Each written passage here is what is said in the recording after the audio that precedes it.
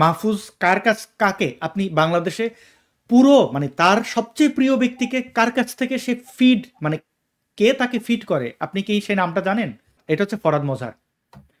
সে ফরহাদ মজহারের এবং কিছুটা ভাষানিপন্থী কিন্তু জীবিত থাকা যে সকল আপনি বুদ্ধিজীবী বলেন, বুদ্ধি বদমাস বলেন, ফরহাদ মজহার তার আধ্যাত্মিক গুরু। তো এই ফরহাদ মজহার 2023 সালে ডক্টর জাফরুল্লাহ মারা যাওয়ার পরে সেখানে বলেছে যে আমেরিকা বাংলাদেশের ক্ষমতা বদলে দেবে। তো যেখানে তার গুরু এই কথা বলেছে এবং আমরা দেখলাম এখন কি হয়েছে 2024 এসে দেখলাম, সেখানে তো দুধ কা দুধ পানি কা পানি আলাদা হয়ে যাচ্ছে।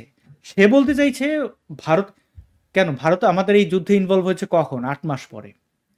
এই যে 30 লক্ষ মানুষ হত্যা হলো, এইটা কি মানে, বরং আমরা দেখেছি তখন চীন আর আমেরিকা পাকিস্তানের পক্ষে ছিল, তারা রণতরী পাঠিয়েছে, রসদ পাঠিয়েছে, অনেক কিছু করেছে, সফল হতে পারেনি। আমরা ধন্যবাদ দিই ভারত এবং রাশিয়াকে। কিন্তু ভারতের প্ল্যানে হয়েছে এগুলো তো আপনি এই কথাগুলোই কি যতগুলো স্বঘোষিত রাজাকারদের সন্তানরা তারা কি এই কথাগুলো বলে না?